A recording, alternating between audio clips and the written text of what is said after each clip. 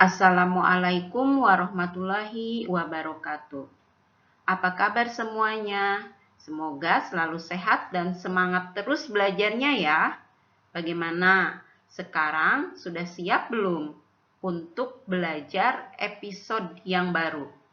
Pada pertemuan ini kita akan belajar genetika populasi. Pada video yang ini kita akan fokus di sini ya, di persamaan Hardy-Weinberg. Sebelum kita mulai belajar, ayo memohon dan meminta izin dulu kepada Allah sebagai pemilik segala ilmu. Ya Allah, berikanlah kami kemudahan dalam mempelajari setitik saja dari ilmu yang Engkau miliki yang lebih luas dari alam semesta ini. Amin ya robbal alamin. Sebelum kita mulai, ada baiknya saya mengingatkan kembali mengenai pandemi ini. Pandemi ini belum berakhir, tapi kita semua sudah mulai atau akan memulai pertemuan tatap muka di kampus dan di sekolah. Insya Allah kita akan baik-baik saja selama Allah melindungi kita. Ya, makanya nanti kalau masuk kampus, kalau sudah mau belajar, kita harus berdoa baik-baik supaya Allah melindungi kita dari berbagai penyakit ini. Ya, dan ingat kita juga harus melaksanakan protokol kesehatan yang sudah ditetapkan oleh WHO dan juga pemerintahan kita. Jangan segan untuk saling mengingatkan jika ada kawan kita yang belum melaksanakan protokol kesehatan. Di antaranya mencuci tangan, menggunakan masker, menggunakan hand sanitizer, menjaga jarak, ya, dan lain-lain. Ya, Anda tahu semua. Ya, ayo segera berlatih karena kita akan ketemu. Ya, kita akan tatap muka di kampus.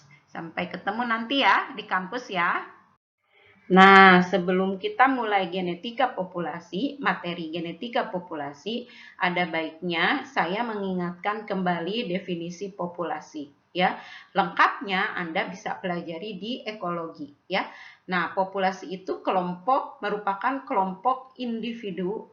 Jadi suatu kelompok individu yang berasal dari satu spesies. Ya, jadi nggak boleh ada dua spesies, harus satu spesies yang ada pada suatu area geografis dan melakukan pertukaran gen melalui perkawinan. Ya, itu yang disebut populasi.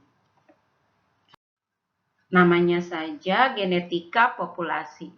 Berarti materi yang dibahas masih tentang fenomena genetik ya, tapi diamatinya pada level populasi. Meskipun parameter genetik yang diamati, parameternya itu alel, genotip, fenotip ya, berasal dari masing-masing individu anggota populasi yang diamati itu. Nah, namun bedanya di sini seluruh parameter genetik itu kemudian dihimpun, disatukan dengan individu yang lain dari seluruh anggota populasi. Ya, jadi itu bedanya. Kalau yang kemarin kan tidak hanya dari ayah, dari parental betina, parental jantan, jadi cuman level individu itu. Kemudian punya filial 1 itu filial 2. Nah, itu berarti masih dikatakan level individu genetiknya. Nah, kalau ini seluruh parental ya yang ada di dalam populasi semuanya dilihat parameter genetiknya. Lalu, pada populasi yang diamati, itu setiap individu memiliki set gen atau alel tersendiri. Pada organisme yang diploid, setiap gen ada 2 alel. Ya, setiap gen ada 2 alel. Ya, karena namanya juga diploid. Ya, kemudian 2 alel ini berasal dari induk betina dan induk jantan. Nah, kumpulan dari alel-alel yang ada di dalam populasi, ingat tadi alel dijumlahkan, dihitung, dihimpun dari berbagai individu di dalam suatu populasi. Nah, kumpulan alel-alel ini pasangan alel atau alel ya disebut gene pool. Ya, jadi itu yang disebut gene pool. Para ahli genetika mempelajari gene pool berdasarkan rumus ya. Rumusnya akan ditampilkan di screen berikutnya ya. Nah, setelah didapatkan nilainya ya, nilai dari perhitungan yang parameter genetik tadi pada tingkat gene pool, maka para ahli akan membandingkan nilai tersebut dari generasi ke generasi. Nah, ini persamaan atau rumus yang tadi dimaksud ya. Jadi biasanya di dalam kajian genetika populasi yang akan dikaji adalah frekuensi alel. Ingat, alel itu ada dua tipe, ada alel dominan dan alel resesif. Ya, berarti ini juga seperti itu. Jadi frekuensi alel dominan atau frekuensi alel resesif. Nah, kemudian ini ada juga frekuensi genotip. Nah, ingat juga ada 3 tipe genotip.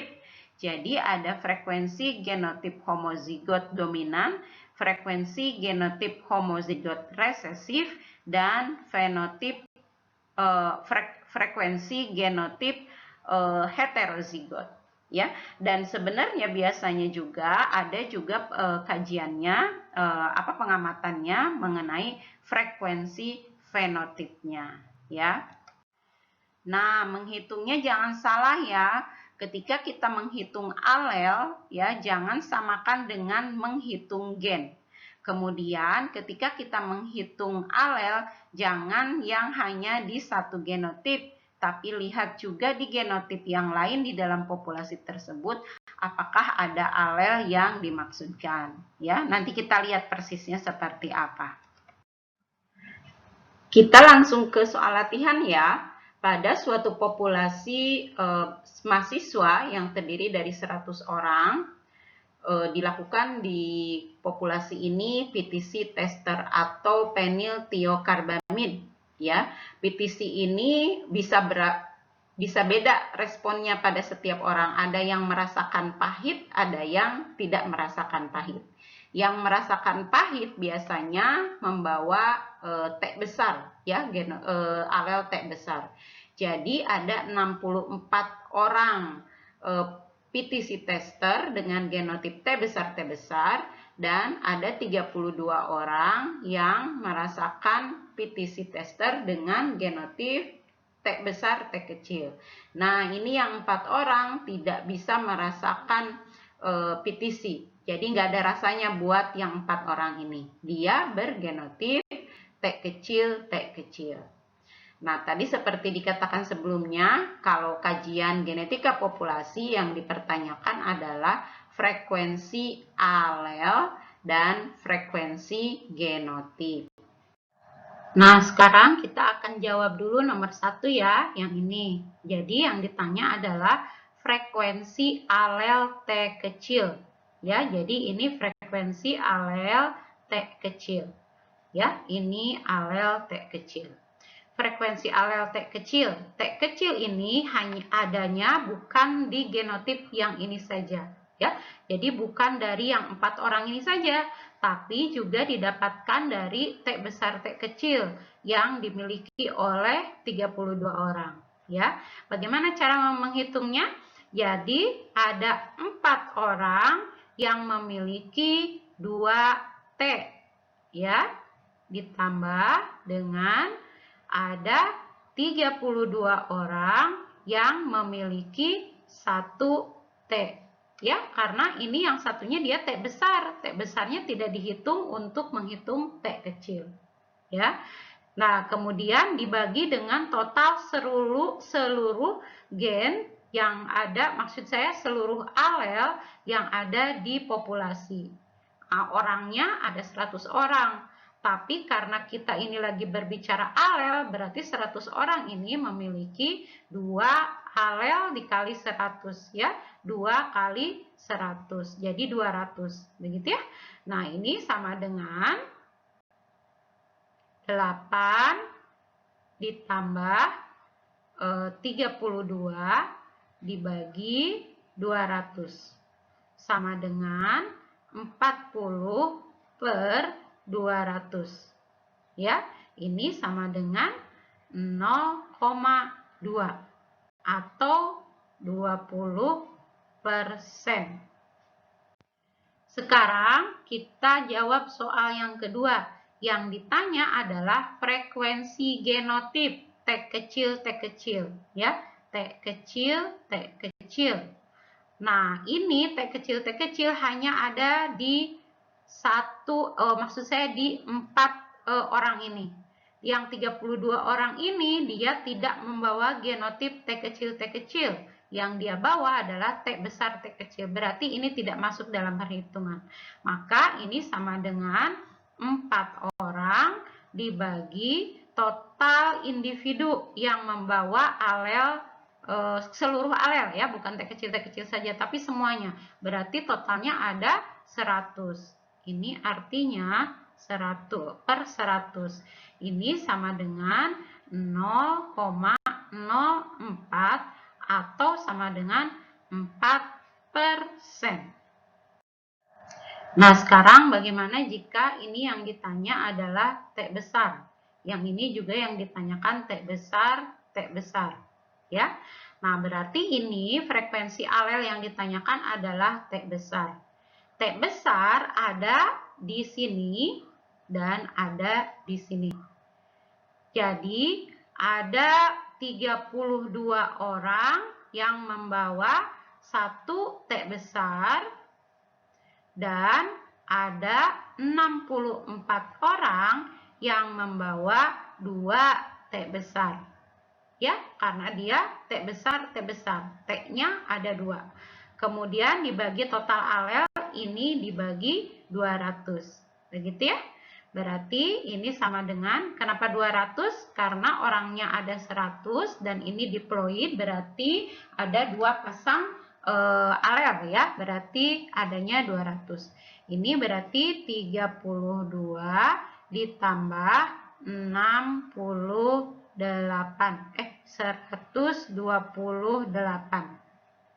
Saya hapus dulu supaya lebih gampang diingat ya. Ditambah 128 dibagi 200. Berarti ini jadinya 160 per 200 sama dengan 0,8 atau sama dengan 80%. Lalu kalau yang ditanya ini genotipnya T besar ini gampang ya. Berarti 64 dibagi 100 sama dengan 0,64 atau sama dengan 64%. Begitu ya. Lalu bagaimana dengan kalau misalnya yang ditanya ini T besar ya, Anda harus menuliskan ini. T besar. Lalu bagaimana jika yang ditanyakan adalah genotip T besar T kecil? Ya berarti tinggal 32 ya, 32. Kalau yang ditanyanya yang T besar T kecil berarti 32 dibagi 100 atau 32 per 100, 0,32 sama dengan 32%. Ya. Lalu bagaimana jika kita punya permasalahan seperti yang ini? Kucingnya ada 100 ekor. Di sini cuma dikatakan ada 84 ekor kucing berwarna hitam. Ya. Kalau hitam itu merupakan dominan, berarti 84 ekor kucing ini membawa alel dominan. mau itu homozigot ataupun heterozigot. Di sini tidak disebutkan. Dan ada 16 ekor kucing dengan warna putih, ya, warna bulunya putih, ya. Karena bulu putih itu resesif, maka ini dikatakan 16 ekor membawa alel resesif. Apa yang bisa dipastikan dari kedua hal ini?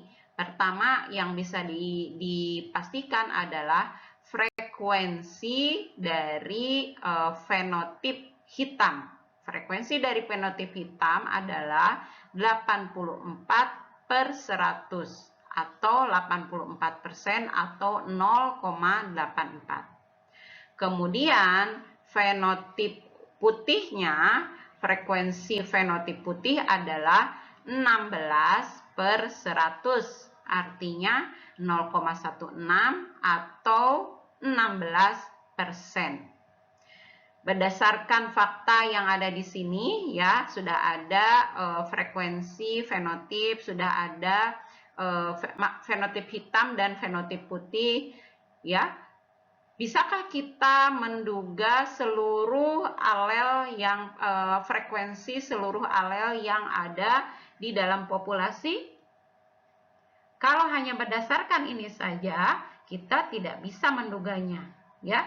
Karena 84 ekor ini kita tidak tahu berapa heterozigot, berapa homozigot. Betul tidak? Di sini tidak dikatakan. Ya, untuk membantu menyelesaikan permasalahan seperti ini, kita bisa menggunakan rumus atau persamaan Hardy-Weinberg. Kita skip dulu soal yang ini, kita akan kembali lagi ke soal yang ini ya. Kita pelajari dulu hukum Hardy-Weinberg. Pada dasarnya, populasi merupakan unit yang dinamis. Artinya, dia berubah seiring waktu ya, dari satu generasi ke generasi berikutnya ya. Oleh karena itu diprediksi gen pool bisa saja dia berubah. Untuk mengetahui adanya perubahan pada gen pool, maka para ahli genetik membuat suatu persamaan ya yang disebut persamaan Hardy-Weinberg, karena memang ini penemunya ya, jadi G. Henry and W. Weinberg ya. Nah, seperti apa persamaannya? Nah, kita lihat di slide berikut ini. Persamaan Hardy-Weinberg itu berdasarkan dari penjumlahan seluruh alel yang ada di populasi. Total seluruh alel di dalam populasi itu terdiri dari alel dominan ditambah alel resesif ya, yang frekuensi alel dominan dan alel resesif ini jika dijumlahkan pasti 100%.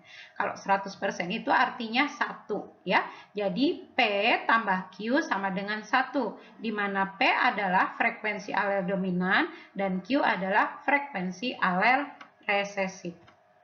Lalu, jika persamaan ini dikuadratkan di kedua sisinya ya, yang satu dikuadratkan juga yang ini. Cuma satu kuadrat kan tetap sama dengan 1. Dan P plus Q dikuadratkan juga. Maka hasilnya adalah P kuadrat ditambah 2PQ ditambah Q kuadrat sama dengan 1. P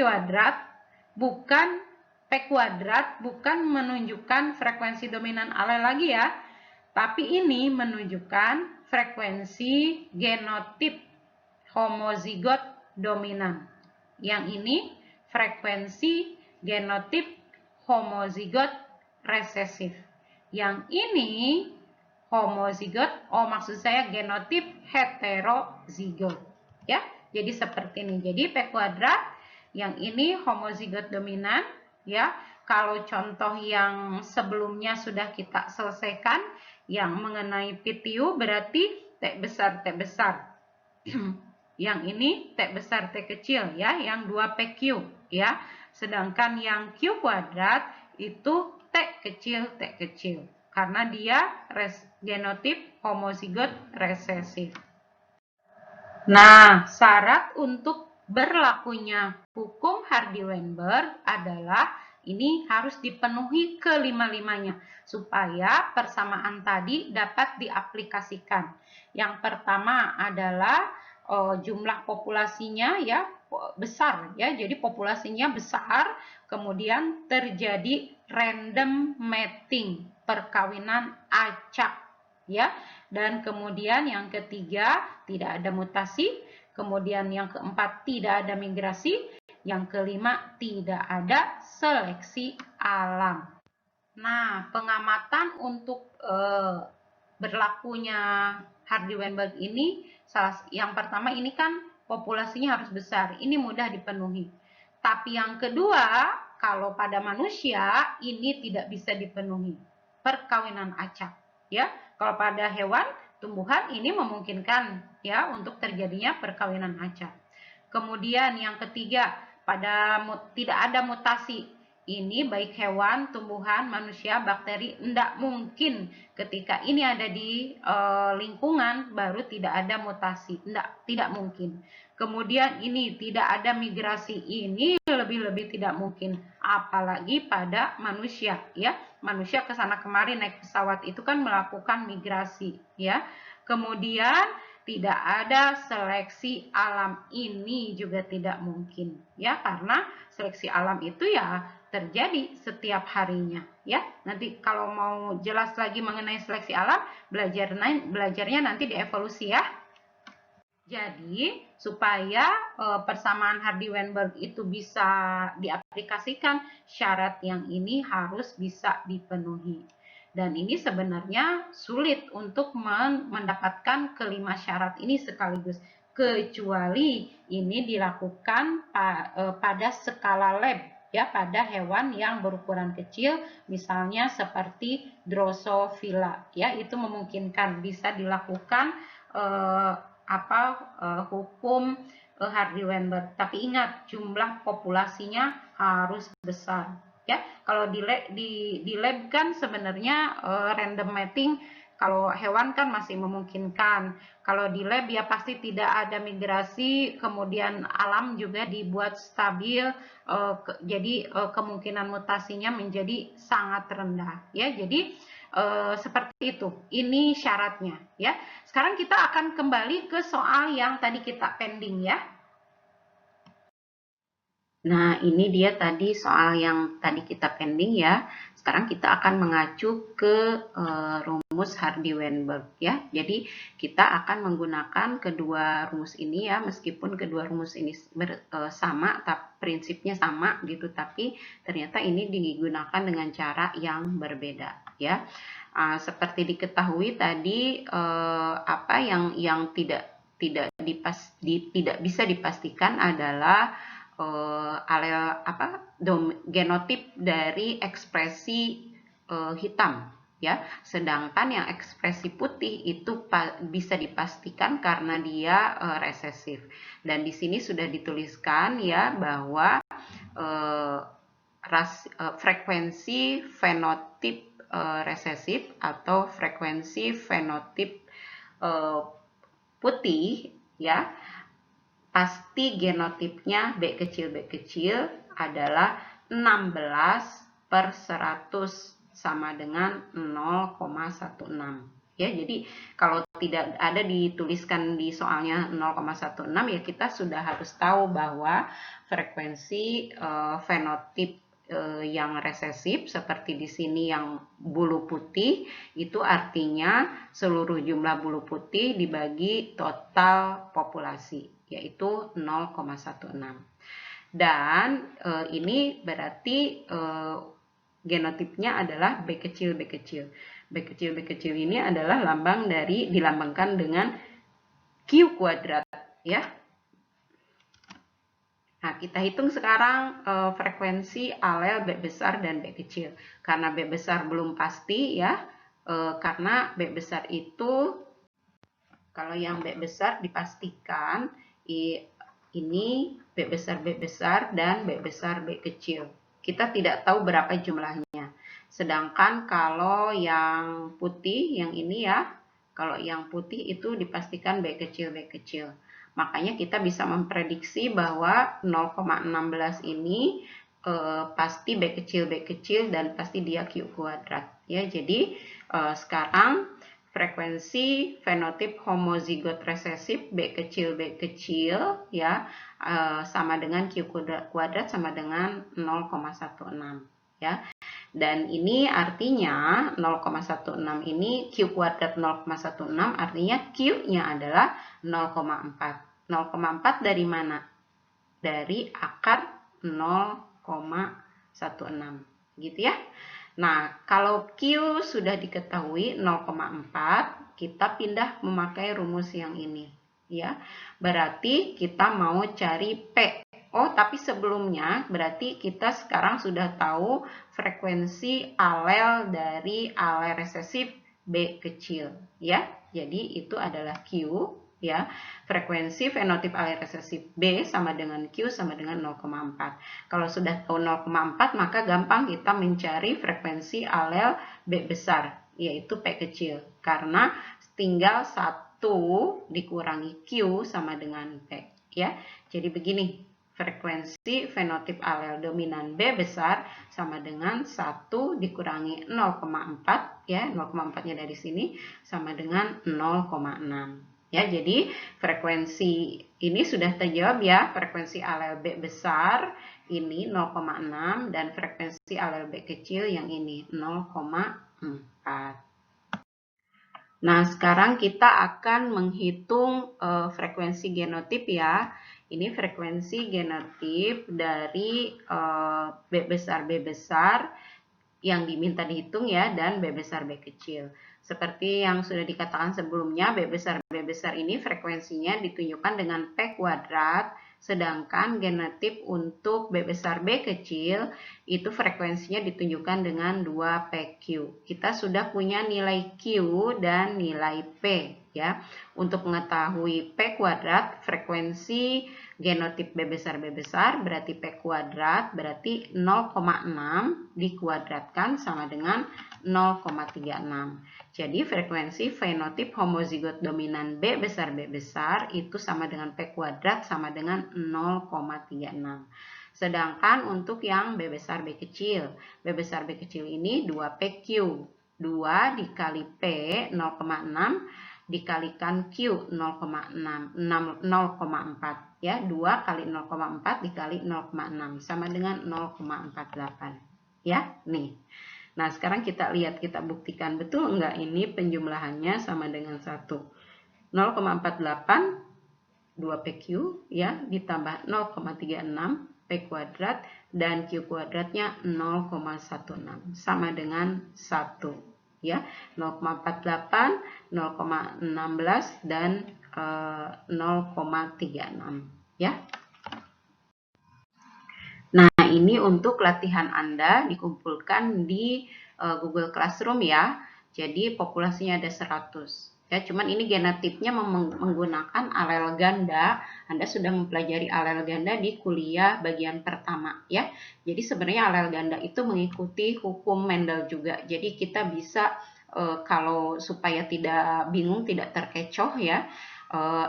N-nya itu dalam hati saja ya, ini dalam hati disebutkan M kecil. Jadi M besar 49, kemudian M besar M kecil 42, kemudian 9 M kecil. Tapi di dalam hati, yang ditulis di sini harus N ya. Nah, di sini juga sudah dituliskan jika M sama dengan P dan N sama dengan Q. Berarti ini persoalan ini sudah dianggap mengikuti hukum Hardy-Weinberg ya. Baca baik-baik ini soalnya, hati-hati, ini sebenarnya sangat mudah, cuman kadang-kadang Anda persulit sendiri ya. Jadi ini yang ditanyakan jumlah alel M, jumlah alel N, kemudian frekuensi alel M, frekuensi alel N, dan frekuensi genotip ketiga genotip ini ya. Jadi Anda buat tugasnya, Anda buat latihannya dan Anda kumpulkan di Google Classroom. Nah, ini soal yang kedua ya, yang tadi nomor 1. Yang kedua ini menarik karena datanya cuman ada 2. Pertama, total populasi 1.300 ya. Oh, ada 3 datanya ya. Total populasi 1.300 dan ada 13 orang yang terkena cystic fibrosis. Nah, yang ketiga informasinya adalah cystic fibrosis ini diwariskan secara resesif, ya. Nah, ini Anda diminta untuk menjawab 5 pertanyaan di sini, ya. Jadi ini bagus ya pertanyaan ini supaya Anda punya wawasan, punya bayangan jika ingin melakukan kajian atau penelitian genetika yang sederhana, ya. Jadi hal ini yang ada di sini bisa ditiru juga, ya. Itu tadi materi kita kali ini mengenai hukum Hardy-Weinberg, ya, merupakan salah satu persamaan yang biasa digunakan dalam genetika populasi. Jangan lupa untuk mengerjakan tugasnya ya. Anda tetap harus belajar biar sedikit ya, banyak bagus, lebih banyak lebih bagus. Ya, tetap sehat, tetap semangat. Assalamualaikum warahmatullahi wabarakatuh.